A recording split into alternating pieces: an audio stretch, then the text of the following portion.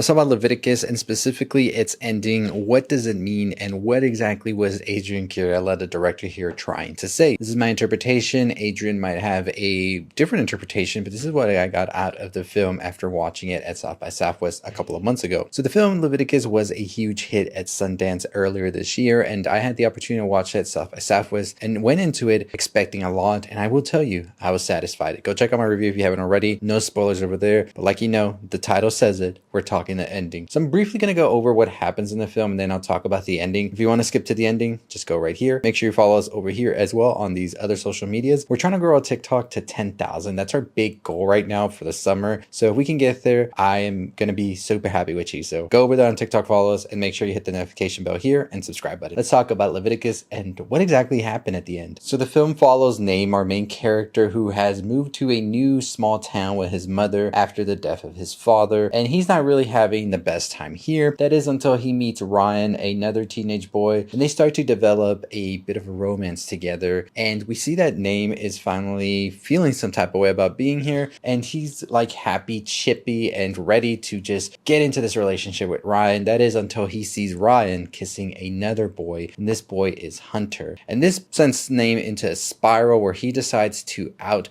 both Ryan as well as Hunter to the community, and then they decide, you know what, Ryan, you know what, Hunter, we're gonna put you through a conversion therapy of sorts with this healer, and you're gonna be a-okay after this. And this is a whole thing with this town. They are very hardcore religious, almost extreme, and Naim's mother has fallen into this as well. And we see the ritual take place, the conversion therapy, with this weird leader of sorts, kind of scary guy as well. To both Ryan and Hunter, they start convulsing, they throw up, they start just spazzing out, and then eventually it seems like it's okay. Well, it's not okay, because of course we see that what follows next is an evil entity starts to stalk and kill everybody around here. First off, Ryan is talking to empty space. Naim sees this as he tries to go to talk to Ryan, and it seems that Ryan had been trying to avoid Naim for a bit now. We realize now is because Ryan is then attacked by an invisible entity. Naim sees this, tries to help him, but Ryan says that it was Naim that was attacking him, and he doesn't want him to get anywhere near him. So Naim's a little bit confused about this because he saw just an invisible entity attacking Ryan. So he tries to go talk to Hunter, and then he witnesses Hunter be killed by an invisible entity as well. As he talks to the police about this because he's trying to have Ryan protected, he sort of blurts out that he and Ryan had a thing,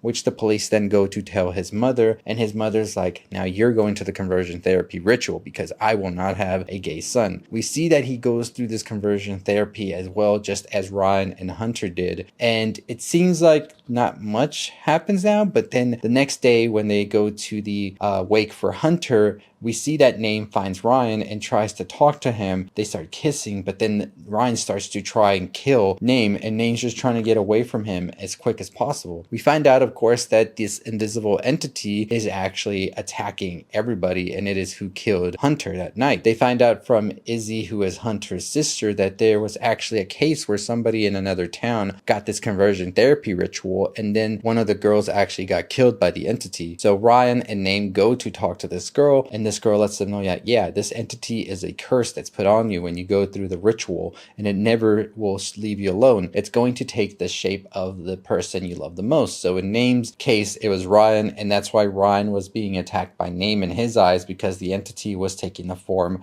of Naim or Ryan, depending on who it was going to. Can't be alone, otherwise it's going to get you. And you also can't break the curse ever. There is no curse breaker here, at least we know, unless they make Leviticus 2. You know, you never know.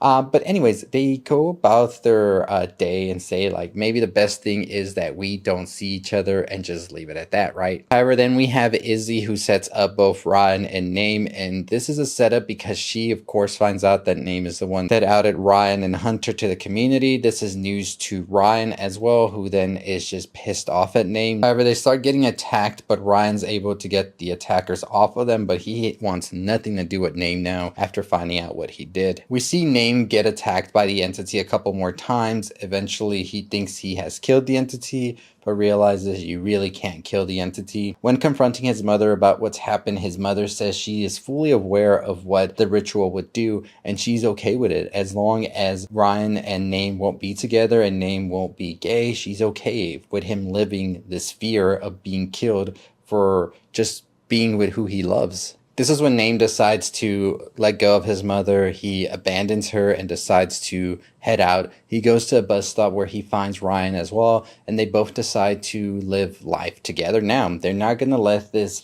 fear get the best of them and hold them back anymore. They are going to live their best life. As they go on the bus together, in the back in the road, you can see the entity is there as the credits roll. So I thought Adrian Chiarella really directed this well. I really did love a lot of the jump scares here. I thought it was beautifully crafted as well. It didn't really feel much like a horror film, but it had those horror elements to it. Felt more like a coming of age and a religious drama of sorts, which is what I say in my review. And I love when these things can be blended so well, where it doesn't necessarily fit into one genre. And I think it is one of the most powerful horror films we've gotten in a long time, and of course of this year.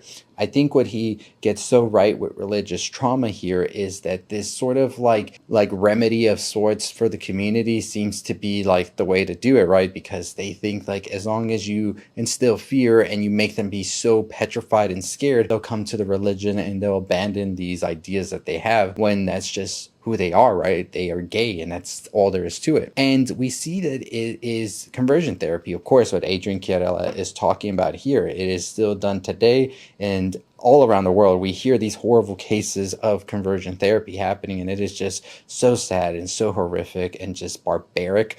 And it is incredibly sad, but I'm glad that Adrian Chiarella is putting a magnifying glass to it and presenting it in a horror form, because a lot of times that's the only way you get people to listen, if you put it into horror elements. And hopefully people go out and research more about how this practice is so barbaric. And the entity itself is interesting, that it takes the form of the person they love the most, because of course that is what conversion therapy tries to do. It makes people be afraid of who they really are. In the case of Name, he knows he loves Ryan. He wants to be with Ryan. So the entity taking the form of Ryan is just there to represent that and make him like back away from Ryan, right? Like, Ryan, leave me alone. I don't want to be with you no more, because, you know, I'm scared of it. And that's why the entity takes those forms, in order to cause fear. This healer of sorts and person, I think, just represents religion as a whole. They don't really have a name.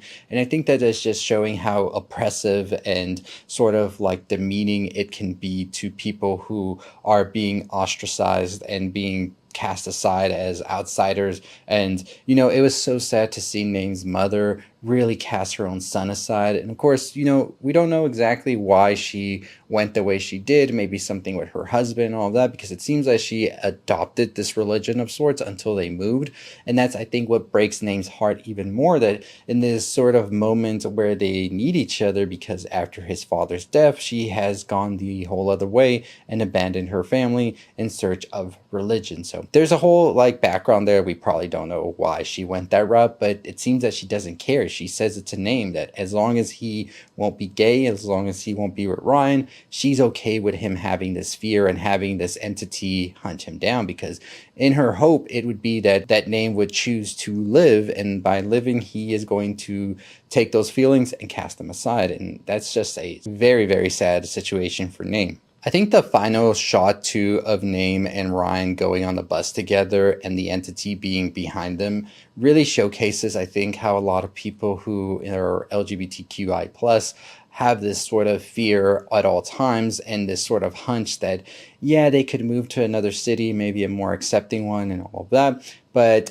in the back of their mind, they're still thinking about the homophobia, the hate that they received in their small town, and how that can rear its ugly head anywhere, right? Because the entity's still going to be after them no matter where they go. They can get away from it over time and be together, and that will keep them strong and united, but it's still going to rear its ugly head every now and then. But together they can face it head on, hopefully, and being with a community that's supportive and together, that really will help you keep it away, right? Because the entity won't come when you're alone. It comes for you when you're alone only. So Ryan and Name pretty much have to be together or have to be with a community at all times, and hopefully they'll be able to do that. I hope that their love can prosper. They both said that they'd rather just have the entity be the shape of either one of them because they had such a strong connection. And I thought it was such a fascinating story, honestly. And I think the dangers of outing somebody as well that doesn't want to be outed are shown here with what Name does at the beginning with Ryan and also with Hunter. And, Name was pretty messed up for doing that. And it showcased how bad it can be when the community took Hunter and also Ryan to get the ritual or conversion therapy, right? So I think Adrian really is tapping into a lot of different things with the LGBTQI space, and I really did love what he did here. So yeah, the entity is a entity that only spurts out once this ritual conversion therapy happens. It's not like it follows whole different story. I see people trying to compare it, and I think that it's more interesting here, but kind of has the same premise of sorts where the it follows like curse of sorts is the STD, and here it is the conversion therapy homophobia that the church tries to instill in individuals. But I thought it was done very well in both films, and I think that this is truly going to be a classic in the future. But yeah, that's pretty much what I got about the film Leviticus. I think Leviticus is clearly an allegory for conversion therapy, and the entity itself sort of represents the self-hatred that people that go through conversion therapy eventually get when they go through it. And, Name and Ryan were able to overcome it. The others weren't really as safe from it, as we saw the young girl at the beginning of the film, as well as Hunter. They both succumbed to this curse. So hopefully Name and Ryan are able to get above this curse, but it's always going to be right behind them, following them at all times. They just have to stick together. Maybe they might have to move. I don't know. We don't know exactly how to beat Leviticus. I really wasn't trying to make a video like making it seem like that. But yeah, this curse can't be broken according to the young girl they talked to, and they can never be alone, and they have to pretty much stick together now. And they decide that's the best thing to do. But let me know your thoughts, your opinions on Leviticus. What did you think about the ending? Did you enjoy it? Did you not? What did you get out of it? I'll make a longer video if y'all want me to, really discussing it. I just don't know if people want that, but if you do, comment below and let me know. Hit that like button. Make sure you subscribe as well and hit that notification bell. Also follow us on our social medias, whether it's TikTok, Letterboxd, or Instagram. And that's going to do it for me. We're trying to get to 50,000 here on YouTube and 10,000 on TikTok. We'll have a huge giveaway once we do, so stay tuned. Make sure you are following us there, and I'll see all of you next time. Comment below your thoughts and opinions on Leviticus, and I'll see you all. Stay safe, stay positive.